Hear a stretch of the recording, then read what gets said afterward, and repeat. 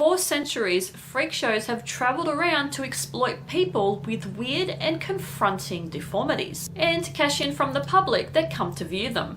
Freak shows really took off in the 1800s, and people were ushered into dimly lit tents to see the freaks. And for some of these people, it was their only employment option to make money, and others were there because their families had just rejected them. In this day and age, the only freaks that do exist are ones that actually go out and seek body modifications, such as piercings, tattoos, cutting their tongues, anything like that, where they put spaces under their skins to make them pop out in certain ways. They put shapes and all that kind of stuff, and people who have natural deformities are well accepted into the community now. In today's video, I'm going to be listing 5 actual freaks that really did exist, and when you see the photos of these people, it kind of looks like an AI generated image, but it is not, I promise you. And I must admit, it actually hasn't felt right to call these people freaks, but I'm just naming them that because of the fact that that's what this genre was called. So yeah, so don't come for me over that. Hello and welcome back, or welcome to my channel. If you don't know what's going on here, I am a horror artist and I like to draw what I talk about in the videos. Now, I like scary facts, true crimes, anything to do with aliens, conspiracies, anything like that, and I like to draw, so I combined all of that to hopefully bring you a unique experience. If you want to support me in any way, shape or form, I have a Redbubble store where you can purchase the prints from these videos if you like my art. I don't blame you if you don't. And I also have an Etsy store if you are a creative person and you like to make felt toy patterns. You can go and download one of my patterns and you can make a toy. I've got horror characters over there, I've got my own designs. Just go across there and have a look, you'll see the variety. Now let's get on with the video and let's get on with the drawing. So get out of here and go watch it. Just excuse me, I have a very sooky dog, as you can probably hear in the video. I don't know if you can. I've got to go and attend to because I've left the room to come into here and now he's sooking. Has anyone got a staffy? An English staffy that sooks a lot? Because I do.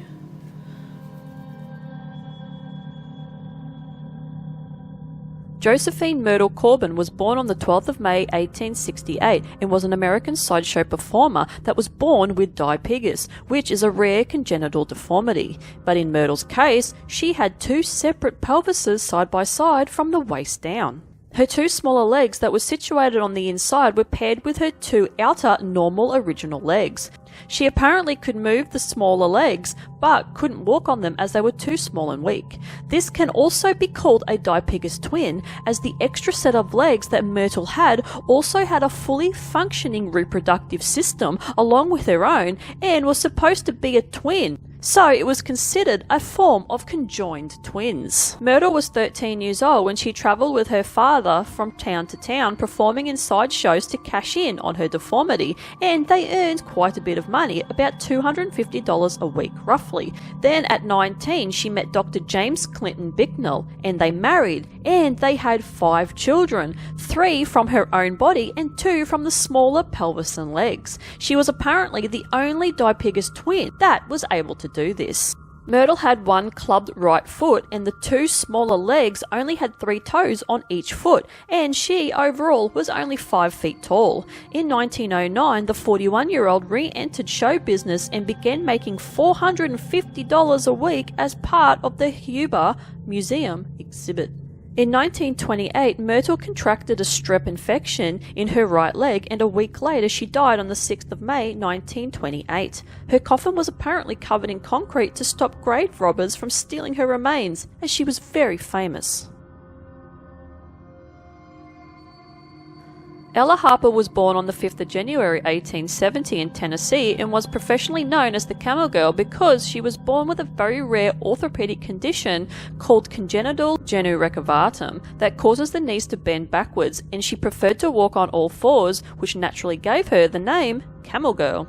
At the age of 12, she was performing and travelling to nearby cities where she was noticed by W.H. Harris and invited her to join his travelling circus, the Nickel Plate Circus, in 1886. At her peak of fame, she was making $200 a week, which is roughly like $6,000 in today's currency, and this allowed her to retire at the age of 16 years old and put herself through school. Then at 35, she married a school teacher named Robert Sarley, and they had 2 children, but both died in infancy. Then in 1921, at the age of 51, Ella died from colon cancer. Because she was labelled the Camel Girl, spectators that came to see her honestly thought she was part camel because back then biology was not fully understood. Cheng and Eng Bunker were Thai-American conjoined twins and the 19th century's most exhibited and studied. They were both born on the 11th of May 1811 in Siam, which is now known as Thailand, and were moved to the US in 1829 and began their tours in America and then Europe freak shows and curiosity exhibits. After a decade of success, they bought slaves and married local sisters in Mount Airy, North Carolina, and between both of them, they fathered 21 children and would alternate between their families' homes, with each staying with their siblings' family for 3 days at a time before swapping as the brothers' wives and children lived in separate homes that were eventually close to each other in the end. For 3 days that the one twin was at his own home, he was allowed to do whatever he wanted, and the other twin had to basically shut up and go along with it. In the 1840s, they had a plantation where they grew wheat, rye, corn, oats, and potatoes, and also raised cows, sheep, and pigs. Their 18 slaves attended to the chores, and some were sold off to make money because the plantation was only to feed their families and the more permanent slaves, not to make money. But the retirement from the freak shows didn't sit well with the pair of them, so they decided to retour, bringing their families with them to make some more money. Cheng and Eng would sit in front of their audiences and talk about politics and show off their wit. In the 1860s, they signed up to P.T. Barnum and were an exhibit in the Barnum's American Museum in New York City and performed for distinguished guests, including the Prince of Wales. Cheng and Eng were connected at the sternum by a band of flexible flesh and cartilage. Their livers were connected through the band of flesh, and it had a sensation in the middle of it only. Doctors that assessed them did not want to separate them, as it would have been fatal at the time because of non-advanced technology and knowledge. They would have been easily separated in today's times without advancements in medicine. Towards the ends of their lives, Eng was in really good health, but Cheng had suffered a stroke and was paralysed on his right side.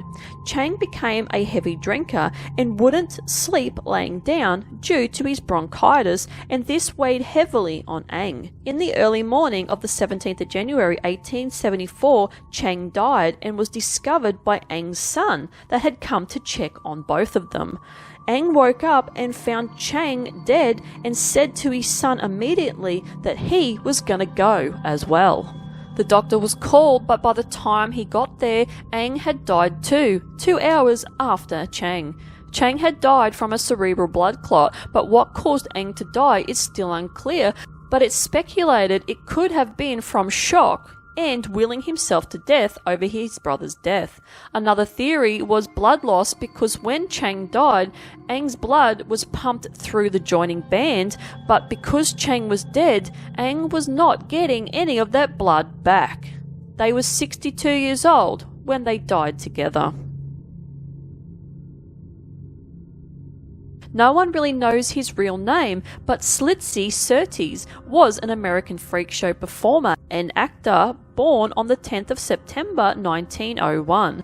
Schlitzie was born with microcephaly, a neurodevelopmental disorder that forms a small skull and brain with a pointy top of the head, hence the reason why he was called Pinhead, and a very small body, only 4 feet tall. Because of this, Schlitzie had an intellectual disability and a mind like a 3-year-old, and was unable to care for himself, but was able to do simple tasks. He was a sociable, affectionate person and loved to dance, sing, and being the center of attention.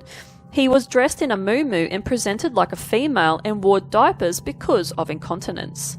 He was a sideshow in the Ringling's Bro, Barham and Bailey Circus, Clyde Beatty Circus, and Tom Mix Circus, just to name a few. In 1928, Schlitzie was cast in the movie The Sideshow, which was about a circus, and also a horror movie in 1932 called Freaks. Schlitzie died on the 24th of September 1971 at the age of 70 at Fountain View Convalescent Home. Even though Schlitzie had no home, no family, and was alone for 3 years in Fountain View before he died, Schlitzie lived a larger-than-life existence that impacted millions of people throughout his life as a sideshow freak. Joseph Merrick was born on the 5th of August 1862 and was an Englishman that suffered from a severe physical deformity called Proteus syndrome, which causes tissue to overgrow that resemble tumour-like growths that make parts of the body enlarge and look abnormal. Skin, bones, muscle, and fatty tissue all overgrow, and it can be asymmetrical, which means that one side of the body can be affected only. For example, the right knee will grow and become huge and tumorous, but the other left knee remains normal. People who have this syndrome don't usually live a very long life. Joseph went on to be rejected by his father and his new wife after his mother had died at the age of 11, and he was severely beaten by his father, so he left home to live with his uncle, Charles Merrick. He worked on and off as a hawker to make money. A hawker is a vendor that sells goods, but unfortunately his syndrome interfered with his voice and his license was revoked. In 1884, at the age of 22, he contacted a man named Sam Torr about being exhibited for money so he could get out of the workhouse he was in. So a workhouse back in the day was an institution where people could go that couldn't support themselves and they could actually seek employment through that. But a lot of people lived there, so it was kind of like a huge boarding house. Sam got a group of men to manage Joseph and they named him the Elephant Man. He travelled around and landed in London to be exhibited in a penny gaff shop. Then he joined Sam Roper's circus and toured Europe, but he was abandoned and the money that he had made was taken from him and he had to find his own way back. Joseph was visited by a senior surgeon called Frederick Treves, who was curious about his deformity and asked him to come to the hospital for an examination, and Joseph agreed. So he made the short trip to the hospital with a disguise on so he didn't freak the public out. And Frederick did a lot of measuring of his oversized areas and made corrective surgery in 1882 around his mouth to help him speak better as the growth was large on his face. But Joseph still did not talk very well and was barely intelligible. His left arm and hand were not enlarged, neither was his penis or scrotum. Frederick even noted that Joseph was in good health despite his syndrome. In the last 4 years of his life, he started to go downhill, and Frederick diagnosed him with a heart condition and needed care from nursing staff and had to be in bed most of the time. His head continued to grow, and Frederick would visit him in the London hospital a lot as they became really good friends. Joseph died on the 11th of April 1890 at just 27 years old in his sleep. Due to his head being so large, it dislocated his neck and cut off his airways. He usually slept upright to stop this from happening, but this particular night he decided to lay down. After his death, Frederick wrote a memoir of Joseph and their time together. His body went to science, with Frederick dissecting him for study, and his skeleton is mounted in the School of Medicine and Dentistry, but not to the public. The rest was preserved in jars to be viewed by medical students. So what do you think about these real people with these extraordinary disabilities? I actually felt really saddened by their stories, especially the ones that had been mistreated, and you can't even begin to imagine how they felt. Let me know your thoughts on these stories today by putting a comment down in the comment section below. Now, the illustration that I decided to do for this video today was something that was a little bit different than the direction that you may have thought I was going to go in.